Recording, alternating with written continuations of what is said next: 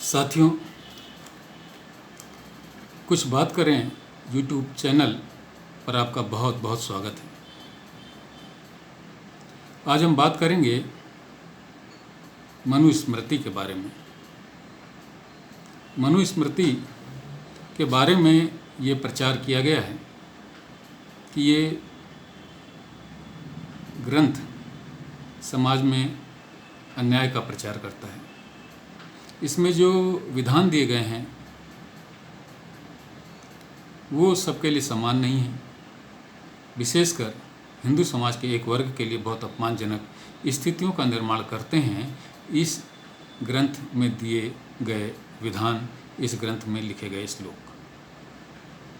आइए मैं कुछ एक श्लोक आपके सामने रखता हूँ और आप स्वयं निर्णय कीजिए कि ये जो कुप्रचार इस ग्रंथ के बारे में किया गया है वो सही है क्या।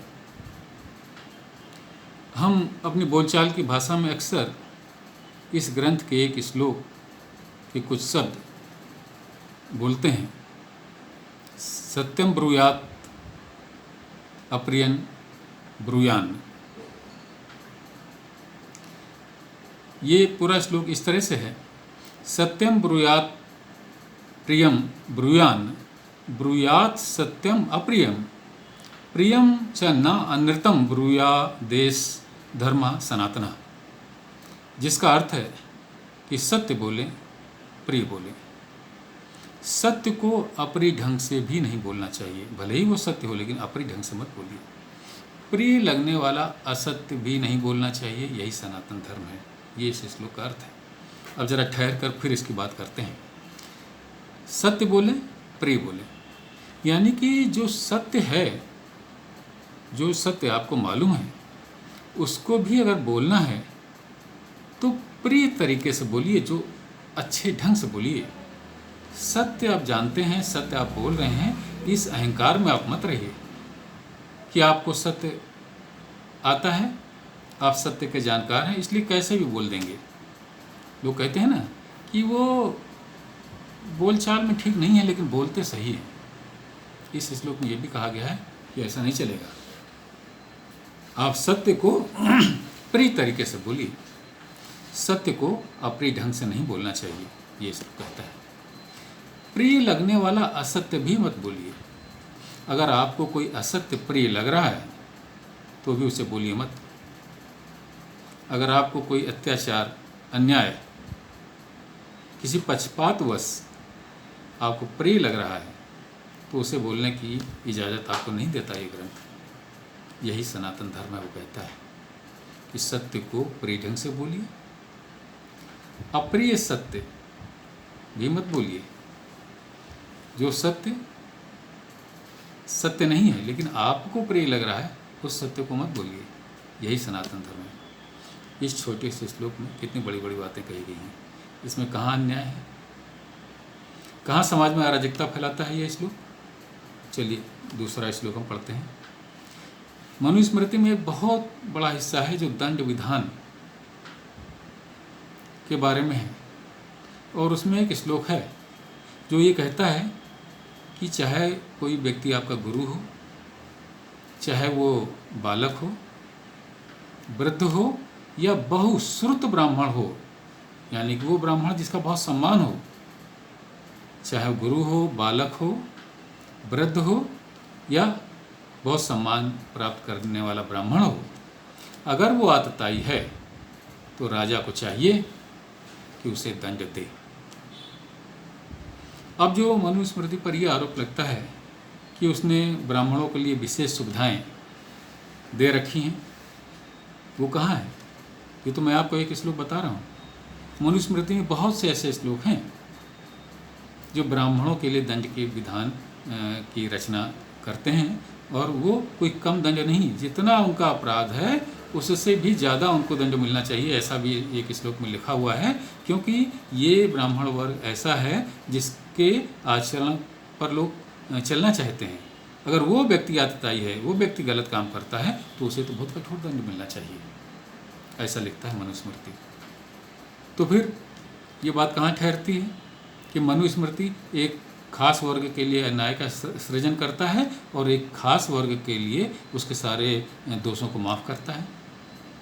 दरअसल बात यह है कि भारत में आक्रमणकारी हमेशा से उपलब्ध रहे।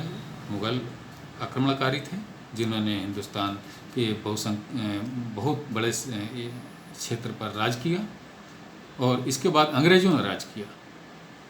अब राज करने वाले लोगों का ये सबसे पहले काम होता था कि उस समाज के मनोबल को तोड़ें, उस समाज के लोगों के मन में ये बात बैठाएं कि जो तुम्हारी परंपराएं हैं, जो तुम्हारे रीति रिवाज हैं, तुम्हारे जो सांस्कृतिक और धार्मिक ग्रंथ हैं, ये सारे गलत हैं, इनकी वजह से ही सारी तकलीफ़ें हैं तुम्हें। ये बात उन मुग़लों ने और उन अंग्रेज़ों ने हिंदुओं के मन में बैठा ली और उन्होंने बहुत बड़ी संख्या में हिंदुओं का धर्मांतरण कराया। मुग़लों ने हिंदुओं को मुग़ल बना दिया और अंग्रेज़ों ने हिंदुओं को ईसाई बना दिया। अब आप सोचिए, जो मनुष्य को परिवर्तित करते हैं या मनुष्य का धर्म परिवर्तित करते हैं, वो लोग अपने शासन में क्या उन लोगों के धार्मिक ग्रंथों को, उनके पारंपरिक ग्रंथों को चेंज नहीं कर पाए होंगे? क्या उन्होंने उनके सांस्कृतिक और धार्मिक ग्रंथों को चेंज नहीं किया होगा, उसमें परिवर्तन नहीं किया होगा?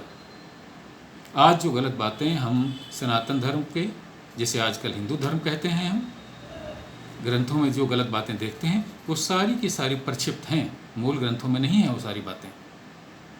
वो सारी की सारी इन्हीं आक्रमणकारियों, चाहे वो मुग़ल आक्रमणकारी हों या अंग्रेज आक्रमणकारी हों, इनके द्वारा इन ग्रंथों में मिलाई गई हैं, हिंदू समाज के मन में अपराध बोध बैठाने के लिए, हिंदू समाज को तोड़ने के लिए। और बहुत कुछ नहीं, बहुत ज़्यादा वो अपने इस मकसद में सफल भी हुए हैं, हिंदू समाज को तोड़ने के मकसद में। मेरा आपसे कहना ये है कि ये जो प्राचीन हमारे धार्मिक और सांस्कृतिक ग्रंथ हैं, ये हमारी मणियाँ हैं, ये हमारी संपदा हैं। आप इन्हें स्वयं पढ़िए, विद्वानों के अर्थ इस पर पढ़िए और तब जानिए कि आपके साथ अत्याचार किसने किया, इन ग्रंथों ने किया या हम पर राज करने वाले लोगों ने किया। हमारा मनोबल तोड़ने के लिए वो हमको जड़ से ही परिवर्तित कर देना चाहते थे, हमारे इन ग्रंथों में परिवर्तन करके। और आज तक हम उन बातों को सच मान रहे हैं कि हमारे ग्रंथों में गलत लिखा हुआ है। आप स्वयं पढ़िए, स्वयं जानिए, इसके बाद समझिए कि अन्याय वस्तुतः ये ग्रंथ हमारे समाज के साथ में कर रहे हैं या हमसे पहले के जो हमारे ऊपर शासन करता थे उन्होंने गलत किया है। दोस्तों, आज की चर्चा में बस इतना ही। अगर ये चर्चा आपको पसंद आई हो तो आप इस वीडियो को लाइक कीजिए, शेयर कीजिए और इस यूट्यूब चैनल को सब्सक्राइब जरूर कीजिए और घंटी बेल भी दबा दीजिए, जिससे कि मेरे डाले हुए दूसरे वीडियो आपको प्राप्त होते रहें।